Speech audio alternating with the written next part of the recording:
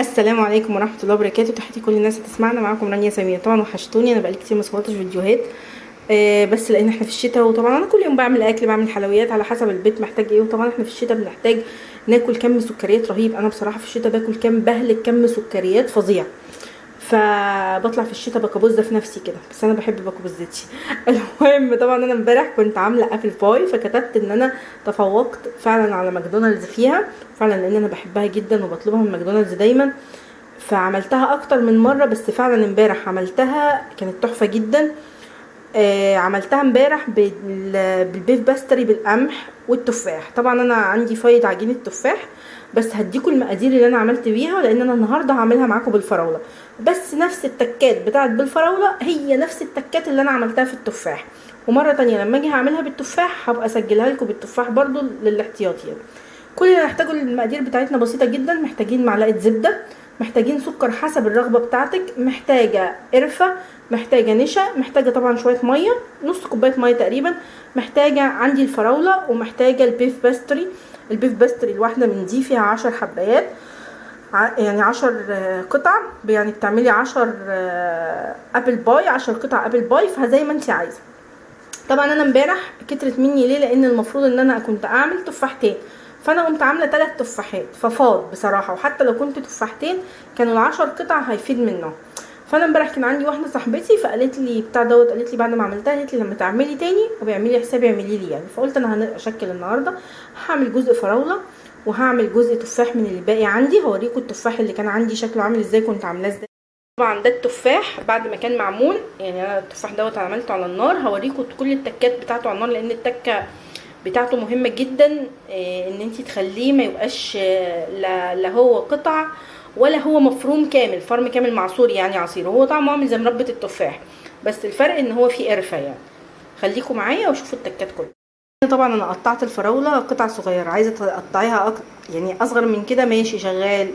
عندك هاند بلندر بقى هتحتاجيها برضو واحنا في الخطوه دي، او خلاط. انا ما عنديش هاند بلندر فبستخدم الخلاط عادي، بس اللي هو ايه، لسه هرفع الحاجه على النار وهنمشي خطوه خطوه علشان ايه تبقى سهله عليكم. طبعا هنجيب معلقه زبده كبيره زي ما انتم شايفين كده، ونسيحها على نار متوسطه. اول ما بتسيح الزبده بننزل عليها بالفراوله، ونبتدي نقلب الفراوله معاها لغايه لما الزبده تغلفها كده لمده 5 دقايق على النار. طبعا بعد 5 دقايق على نار متوسطه. طبعا الفراوله بتاخد وقت اقل من التفاح، لان طبعا الفراوله طريه. بننزل بشويه سكر. طبعا انا مش هحط كميه السكر كلها اللي انت شفتها، هحط نصها علشان ما تبقاش مسكره بزياده. انت بقى على حسب الرغبه بتاعتك، عايزاها مسكره بزياده بتزودي السكر، عايزاها مظبوطه معتدله اوكي تمام. نزلت هنا بنص كميه السكر بتاعتي زي ما قلت لكم، واسيبها بقى تكرمل شويه برده في حدود 5 دقايق، عشان مش عايزاها تقعد وقت كتير، لان الفراوله انا مش عايزاها تتهري. الخطوه دي الفراوله يا جماعه هنا مش هتحتاج في الخطوه اللي بعد ديت خلاط، لان الفراوله اصلا اوريدي خفيفه. لكن التفاح احتاج مني. طبعا التفاح طبعا انا كنت بعد ما قشرته وعملت نفس الخطوات دي وحطيته على النار، لقيته محتاج ايه مني، ايه ان هو يتضرب سيكه في الخلاط، يتفرم فرمه كده بسيطه ان هو يتهري. لكن الفراوله واضح ان هي ايه، هتعيش حياتها. اول ما تلاقيها بتغلي كده بننزل عليها بمعلقه القرفه. هي بتغلي كده نزلنا عليها بمعلقه القرفه، ونبتدي بقى نقلب بقى مع بعضيها عشان ايه كلها تختلط مع بعضها. وكده احنا بنحتاج نص كوبايه ميه. طبعا هاخد منها ربعها دلوقتي، وبعدين ربعها الباقي هقول لكم فيه بعد شويه. طبعا هاخد ربعها وانزل بيه على ايه، الخليط بتاعي ده كده. لما يكون الخليط بتاعي بيغلي على النار علشان يشرب الميه اللي فيه ويبدا يتقل شويه، بكون برضو انا جهزت ربع كوبايه الميه اللي معايا، ومعاها معلقه كبيره من النشا. واقول لكم هنعمل معلقه كبيره من النشا وحطيناها جوه الميه، ونبتدي نقلبها لغايه لما ندوبها على الاخر. انا بعد ما وصلت للمرحله ديت هي خلاص تقريبا قربت تشرب الميه اللي فيها، بنزل بقى عليها بشويه الميه التانيين اللي فيهم ايه، شويه النشا بتاعنا، وبرده اقلب. واول ما تبتدي تمسك في نفسها شويه كده حاجه بسيطه بطفيها. طبعا هنا هي وصلت، هنا بقت عامله زي المربى بس على تقيل شويه. كده خلاص انا طفيت عنها. طبعا ملحوظ عن النشا والدقيق، لما تيجي تحطي النشا والدقيق على اي حاجه لازم تخليه يغلي شويه علشان تضيعي طعم النشا والدقيق من الاكل. هي كده ما فيهاش طعم نشا، هي عملت زي المربى عندي. وطبعا هسيبها تبرد خالص علشان طبعا دي فيها سكر مكرمل، فده بيلسع جامد لو احنا مسكناه دلوقتي او اي حاجه. فتسيبيها لما تهدى خالص عشان تعرفي تشتغلي بيها على رواقه كده. لغايه لما يبرد الخليط بتاعي. طبعا انا عندي كده كده خليط تفاح بارد، وانا هحشي نص تفاح ونص فراوله. لغايه لما الخليط يبتدي يبرد هجيب الصينيه بتاعتي واحط فيها ورق زبده وادهنه اي ماده دهنيه، زبده، سمنه. انا هدهنه سمنه. انا هنا دهنته سمنه. ويعني ظبطي السمنه، يعني خليها معقوله، لا تبقى كتيره قوي ولا مسحه كده صغيره يعني. طبعا احنا هنحتاج بقى عشان نمسح الوش بتاعها، وش الفطيره بتاعتنا. هنحتاج بيضه، وهنحتاج ندعه كده بن يا رانيا، بن او نسكافيه، بتخلي الحاجه المخبوزات في اتجاه تاني خالص. وطبعا فانيليا.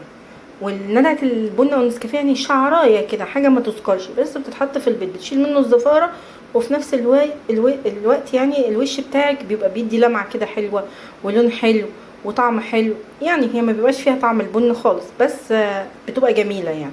جربوها مش هتندموا.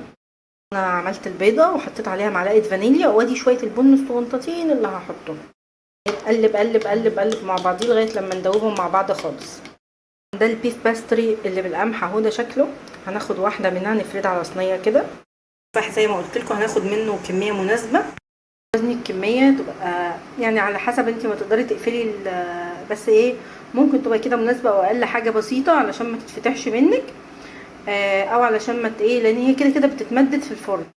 نقوم ضمنها على بعض كده، وبعد كده بنجيب شوكه ونبتدي ايه، نغرس كده ان احنا نقفلها بالشوكه، وتمشي بقى الاتجاهات بقى كلها. نقوم قلبينها الناحيه التانية، لو لقيناها محتاجه نقلبها كده، لو لقيناها محتاجه من الناحيه التانية كمان نقفلها، برضو بنضغط عليها بالشوكه كده. بقى شكلها معانا من ناحيتين مقفوله. بنقلها بقى في الصينيه بتاعتي، وبعمل الكميه كلها وارجع لها.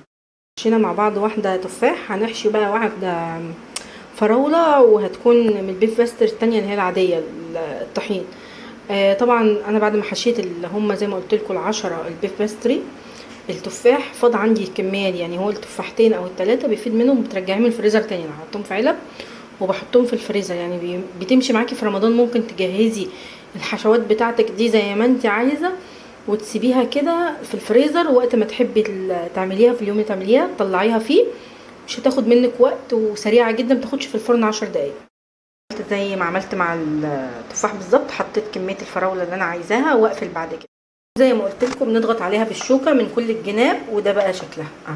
نقفلها كده بالشوكه، ولو انت معرفتيش تقفليها بالشوكه عادي، بتحطي الشوكه في معلقه نشا كده وتقفليها، بس هي بتتقفل خاصه لما تسيبي الباستري شويه بره يفك شويه من التلاجة.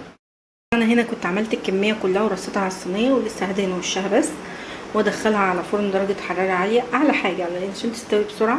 طبعا بعد كده حابه تقلبيها، لو انت الفرن بتاعك مش بيعملها من ناحيتين، حابه تقلبيها ممكن تقلبيها، بس طبعا لو هتقلبيها حطيها في يعني ايه، قسميها في صواني اخف من كده شويه، اللي هو ما يبقاش كلهم مع بعضهم كده.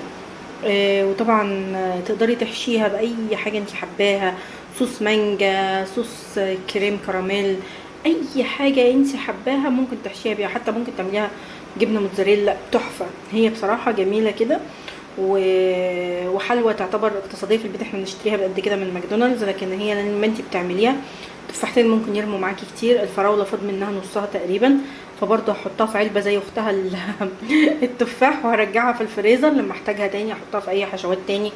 ممكن اعملها في كيكه، ممكن اعملها كصوص على تشيز كيك، اي حاجه. ده شكلها بعد ما مسحتها. ملحوظه، امسحيها مرتين مش مره واحده، يعني امسحها لو وشها بالبيض والقهوه والفانيليا مرتين كده. كده كده هي البيضه هيبقى فايد منها برضو يعني، فاللي هو ايه، اقعدي امسحيها كده مرتين 3، يعني ايه بتطلع جميله جدا وتحفه. طبعا ده شكلها بعد ما طلعت من الفرن اهيت، لونها حلو. فيها بعضها اللي هي ايه، يعني ايه، ما اديتهاش وش قوي، وانا كده كده ما حطيتهاش، يعني ما حطيتهاش تحت الشوايه، هي كده خدت من الفرن. فانا قلت كفايه عليها كده، لان انا بحب الحاجه طريه شويه مش ناشفه. جوزي بيحبها ناشفه، في ناس تانية برضه تاكل معانا بتحبها مثلا ناشفه، بتحبها طريه كده يعني. في بعض واحده طبعا ما كنتش ضغطت عليها كويس، فتلاقيها ايه باظت كده، بس طبعا بتبقى تحفه. بجيب حافظة طعام زي دي كده، وبحفظها فيها علشان تفضل دافيه، لان هي جمالها في ان هي تتاكل سخنه، وانا بصراحه بحبها سواء سخنه بارده. باكلها في اي وضع، لان انا فعلا بحب فطيره التفاح دي جدا. طبعا تحياتي لكم اينما كنتم اينما وجدتم. كان معكم رانيا سمير، والسلامتي.